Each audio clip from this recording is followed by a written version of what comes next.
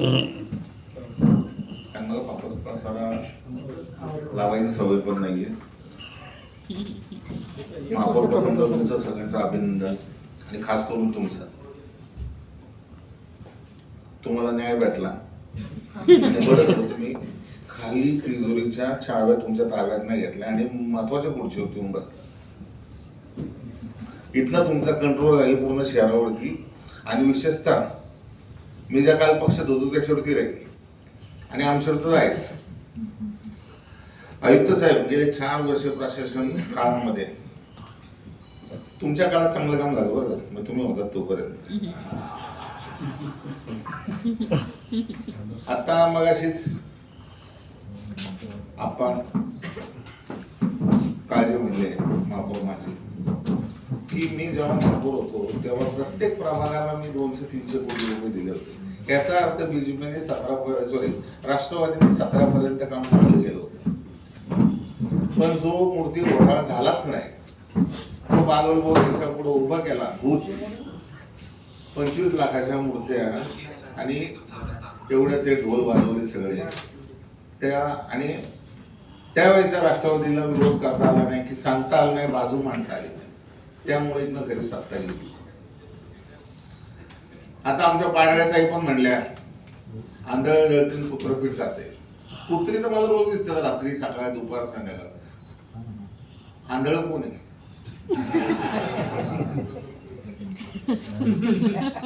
प्रशासन एकदम डोळच होत. शेखर सिंग साहेबांनी एवढे टेंडर काढले जी नको ती कामं केली. आयुक्त साहेब मागे मी तुम्हाला म्हणलं होतं, तुम्हीच होता इथं. पुन्हा महापालिकेमध्ये शहरी गरीब योजना आहे. 2 लाखापर्यंत प्रत्येक नागरिकाला तिथं इन्शुरन्स आहे. आपण पण दिला असता चालला असतं. नाही म्हणजे आपण एवढे मोठे हॉस्पिटल केले का? तुम्ही मला सांगितलं. पुण्या महापालिकेत 200 बेडचं एक कामगार हॉस्पिटल आहे आणि बाकी सगळं आउटसोर्स आहे. आपण आता 700-750 कोटी रुपये दरवर्षी हॉस्पिटलवरती खर्च करतो. किती लोकांना आपण सुविधा देतो? फक्त आपण ऑर्थोचं ऑपरेशन करतो, किरकोळ ऑपरेशन करतो. न्यूरोलॉजीचे जर पेशंट आले, डॉक्टर तिथं आठवड्यानं 2 वेळा येतात. रेफर करतात माझ्या हॉस्पिटल यांना पाठवा. म्हणजे आपण त्यांना पगार देतो इथला. महिन्याला आठवड्याला 40-50 केस स्वतःच्या हॉस्पिटलला ट्रान्सफर करून घ्यायच्या आणि राजीव गांधी योजनेत, महात्मा फुले जन आरोग्य योजनेत मी करून देतो. तुम्ही म्हणलात आता एक जल्लोष वगैरे केले, इव्हेंट केले महापालिकेने. 4 वर्ष क्लिअर कट इव्हेंट केले. आम्ही कुठलं काम सांगितलं नाही. देखते करते ही कुठली पद्धत साहेब? ही पिंपरी शहर आमचे, आम्हालाच बघायचंय. तुम्ही येणार 3-3 वर्ष 4-4 वर्ष पोस्टिंगसाठी. इथनं मलिदा खाऊन लाटून जाणार. जांभळे पाटलांनी बदली करून घेतली लगेच. शेखर सिंगची बदली आली. त्या आमच्यातले निकम साहेब राजीनामा दिला. 2.5 वर्ष सर्व्हिस राहिली होती का? आज 4,800 कोटी रुपये इथं ठेवी होत्या.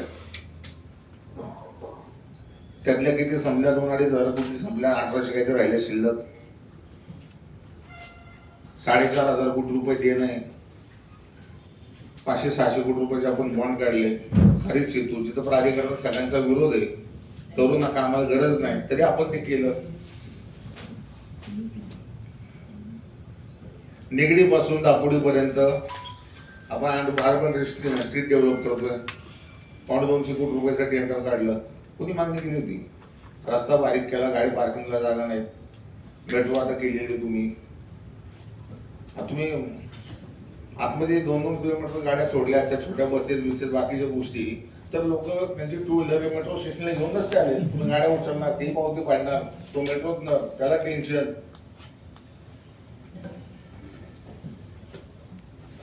म्हणजे आपण जे करतोय ते लोकांच्या फायद्यासाठी करतोय का फक्त आपले फक्त खिसे भरायचे याच्या फायद्यासाठी करतोय? नदी सुधार काय केले?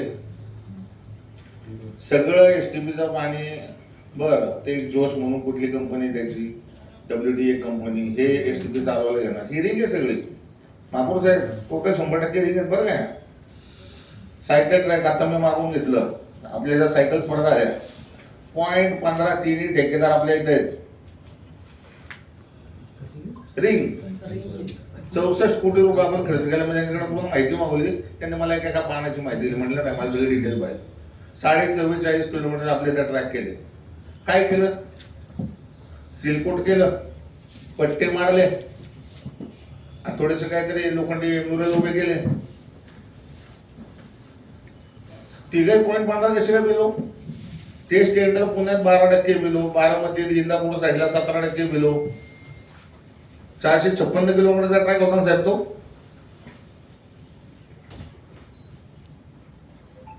आणि सगळे नगरसेवक बरं का 13 लाख रुपये खर्च करून आलेले आहेत. त्याच्या आतमध्ये सगळ्यांचा खर्च, कुणाचा वरती खर्च झालेला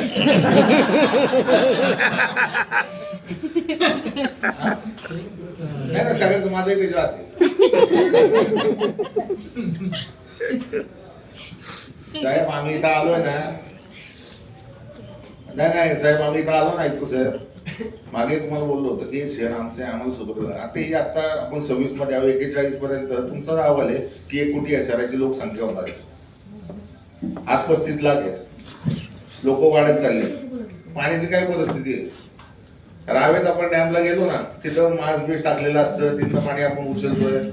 आता विश्वजित 264 टेक्निकली मामा आजकडे आणि आंध्राचा आपल्याला म्हणतो ते पाणी आपण घेऊ शकलो नाही. साहेब मी त्यावेळेला निकम, लडकर आणि मोरे ह्या लोकांना तिथे घेऊन गेलो होतो जागेवरती बोडकेवाडीला. तुमच्याकडे पण प्रपोजल घेऊन आलो होतो. कमी पैशात काम होईल, आपण बोडकेवाडीतनं जर पाणी उचललं तर 40-50 कोटीत आपल्याला 100 मिली पाणी भेटेल. तुम्ही मला म्हटला होता की आपण आपल्या क्षेत्राच्या बाहेर जागा घेऊ शकत नाही. आठवतं का साहेब? मी तुम्हाला माणूस पण शेतकरी पण घेऊन आलो होतो. आता या शहराबद्दल आम्हाला असते आपुलकी जेवढ्या म्हणून आम्ही करत होतोय आणि करतोय.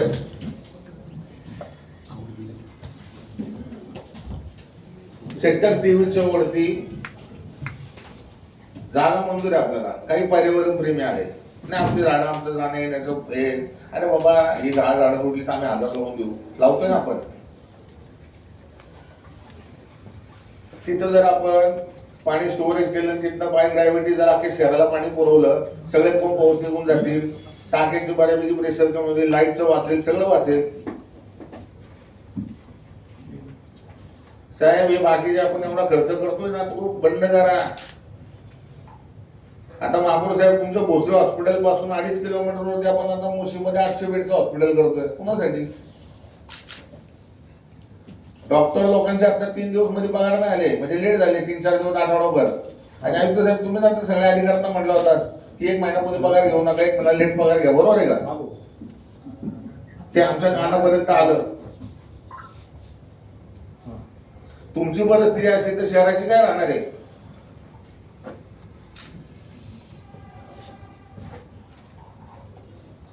महापौर साहेब अंधेरनगरी चौपट नाही झाले सगळे 4-5 वर्षात.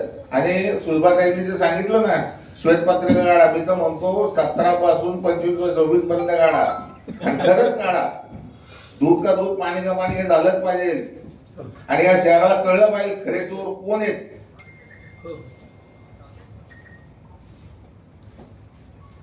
महापौर साहेब तुम्ही आयुक्तांना आदेश द्या श्वेतपत्रिका काढा म्हणून.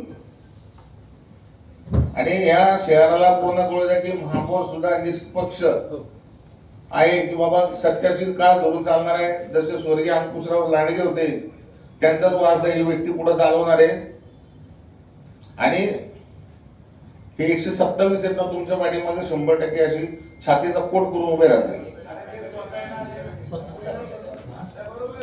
महापौर स्वतः कसे काय? महापौर आले, महापौर सोडलं पाहिजे ना. हा नाही ना, श्रीकृष्ण नंतर होईल ते. एवढं बोलून थांबतो. जय जय महाराज.